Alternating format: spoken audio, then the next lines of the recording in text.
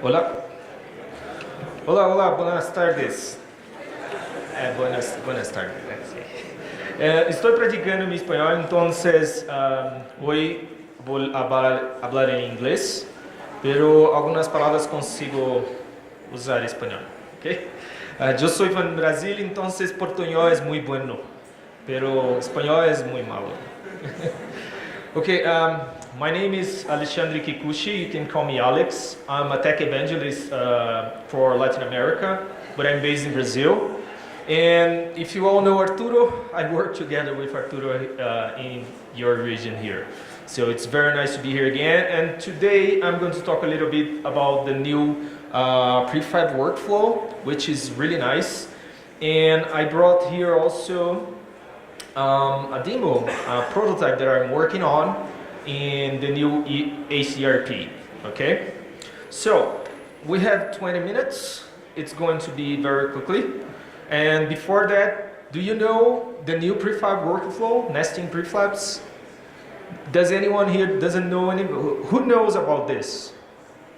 Quem conhece prefab workflow? Okay, so just a few. And this is my mail, my Twitter. But before going into the new prefab workflow, what is actually a prefab? So what you can do with a prefab? Right now, prefabs are ways of us to work with many objects again. It's like a template of a collection of objects. So you can instantiate, you can, use in your scene, and we have this for all the versions of Unity. But right now, it started from 2018.2.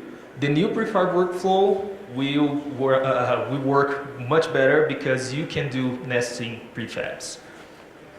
So what is the target of this? Why is it important to know about the new prefab workflow? And why it's important for you to understand that you can create gigantic words, that you can reuse a lot of objects and have less work. So flexibility, collaboration. So let's say if you're working, with more programmers or artists or game designers, and you want to work on different prefabs, but you will connect all these prefabs in the same scene later. So this will make you much more safer to work in your scene. Okay, so you can already try it. I'm going to show the inside the project. I'm using the version 2018.3. Okay, and okay, move. My PowerPoint crashed, I think. Okay, let me move manually. So I'm going to show an example. It's just a HDRP scene I created in maybe about an hour or something with some nice assets in Asset Store. This is the new HDRP in Unity. And so with that, let's move just quickly to our editor here. I'm not going to go very, very deep in everything here. Oh, yeah, it's not. Let's just turn this on.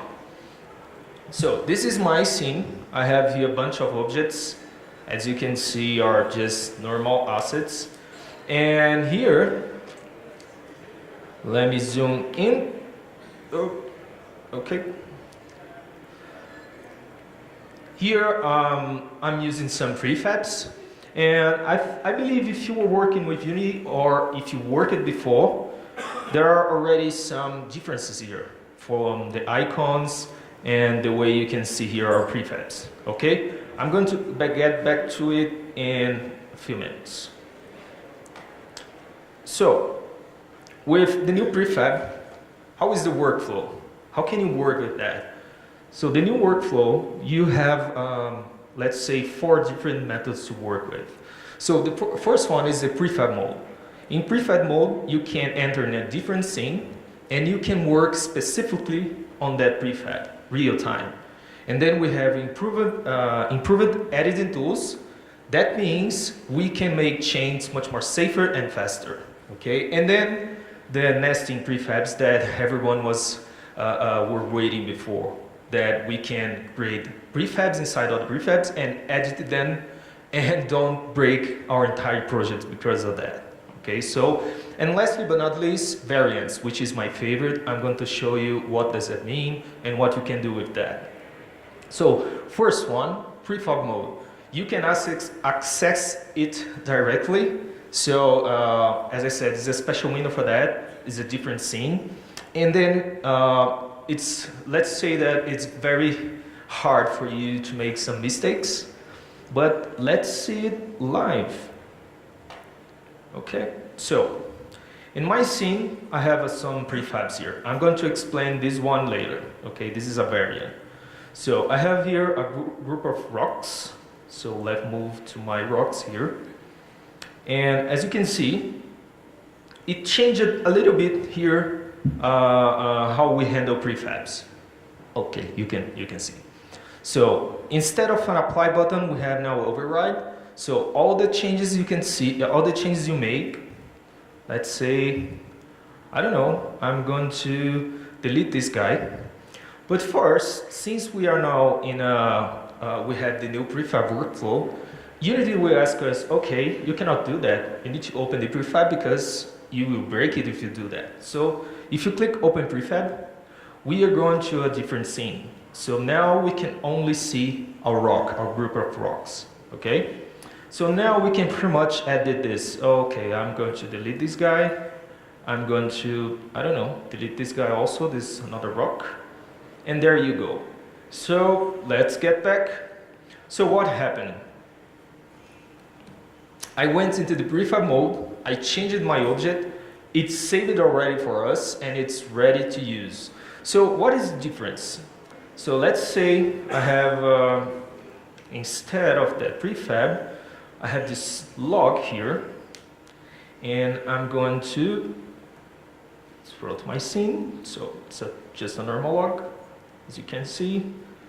And then, okay, this log, I want to be part of my prefab. So can you see here that we have now a new icon say, okay, you add in an object. Now, do you want to be to make part of this prefab? What do you want to do? And then, okay, it's here. Let's select the group of rocks. If we go into the override, Unity will tell us, okay, what you did, what are the changes you made?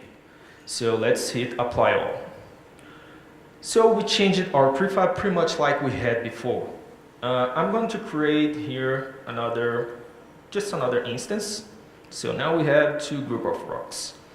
And then from this is the same.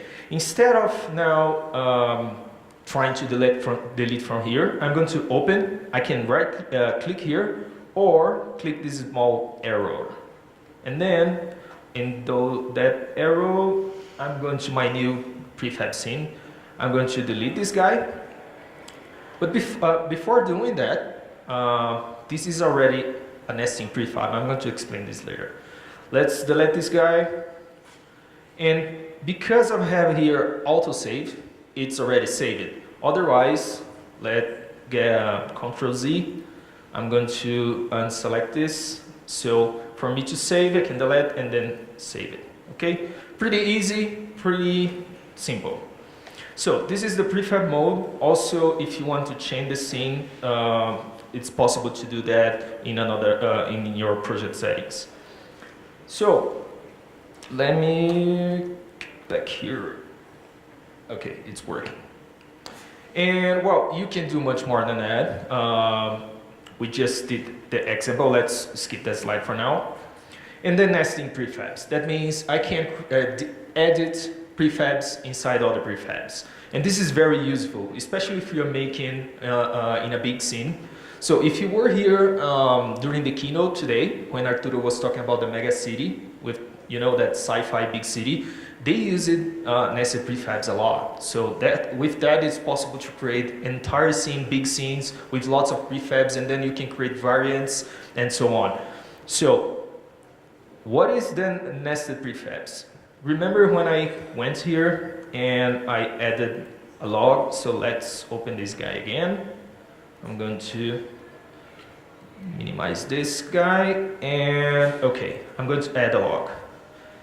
Can you see here that even the icon is blue? That means this is a prefab inside the prefab. So I can go here again and click open. And then, since I made a change and I disabled the alt save, it asked me, okay, do you want save? Yes, I want save. But since I opened out the prefab, now I can edit the prefab, my log prefab instead. So that means you can create prefabs inside prefabs and have tons of variations. It's very useful if you working with other teammates. I don't know, if you're creating a scene, a nature scene, and your partner is doing some part of, I don't know, a river or gameplay, you can pretty much connect it later without breaking your prefabs. Okay, so let's get it back. And here we have then one prefab inside another. And as you can see here, the icon is different, and the objects that are not prefabs itself are still gray. Okay? Okay, so, and what about variants? What variants means? Why variants are so important? So, let's say I have that group of rocks, but I don't want, to design all those rocks again. I want to create more rocks, and maybe from that group, I don't know, I will make it explode, and I don't want to create it all again, so I can create variants for that. Let me get back to the project. I'm going to create one from scratch. So when you create a variant, you can see this icon here. So that means this guy is a variant, and if you click select, Unity will tell, well, where the object is. So where is it? It's here. So it's saving on my project, and you can see here there is a base. This means that, okay, what is the base? What are the parent of this prefab, of this variant? So it's this guy here. Let's get this group of rocks. I don't know, from this group I want to create, I'm going to open, and I'm going to create, since now I have a log, let's move my log a little bit here, I don't know, and then I'm going to create another variant. As you can see, I just minimized the window, the option. I'm going to drag and drop here, and Unity will ask me, okay, do you want to create a variant of this or just a new prefab, as we did before? Okay, I'm going to create a variant now. Let's delete all these guys from my project, so now I don't have any rocks anymore. And this one is the one I had before, so let me delete this guy and rename variant.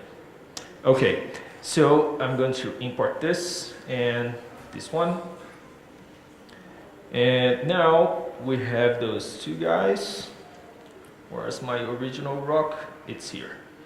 So that means, since this one is a variant, if I make change to the parent, to the base, it will apply to the variant. But if I make the change on the variant, it will not apply on the parent.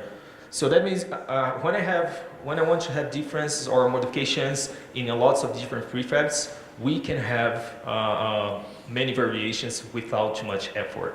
So can you see here I have single log in both objects. So let's say I'm going to open my, let me go back. I want to open this guy, and I will delete the single log. I'm going to save it. When I get back, my variant will no longer have my log, okay? But if I add more objects to this guy, so I'm going to open my variant, and I don't know, let's add the log back again. Here, let's create tons of logs, just because I want. And then I'm going to hit save. Can you see the icons? That means that I just added those logs. And then now we have a new prefab variant with these new modifications, but my base is was not modified. This is very usable again when we are creating a scene with lots of different variations. And again, this scene was created using lots of different objects, and yeah, lots of different nested prefabs. So if I can crouch here, just walk a bit. It's a very simple and small demo. As you can see, there's nothing special. It can already create a scene like this on Unity 2018.3 and using HERP with our new prefabs, okay? I don't know if I'm out of time, but I'm almost done, don't worry. This was very simple, but what else you can do? So again, huge scenes, lots of variations. You can create new objects based on objects you already have. Maybe, I don't know, let's say you're creating a city, you want to have different types of roads, you can all do that. Most important, what we want to keep in Unity is what you see is what you get. So all the modifications you do inside, you're going to see live on your scene, okay? And yeah, it's already available. You can already test in the latest Unity version. Here are a few links if you want to know more. If you want to learn more, if you want more resources. So there are more in Unity website. We have some nice links on YouTube and a very nice talk from Chiro in Unite. And also these links for a few projects we have. You can also download for free inside our GitHub and try it yourself. Okay, so let me know if you have questions. I would love to explain more, maybe about the project, maybe about prefabs, but that's it. Thank you.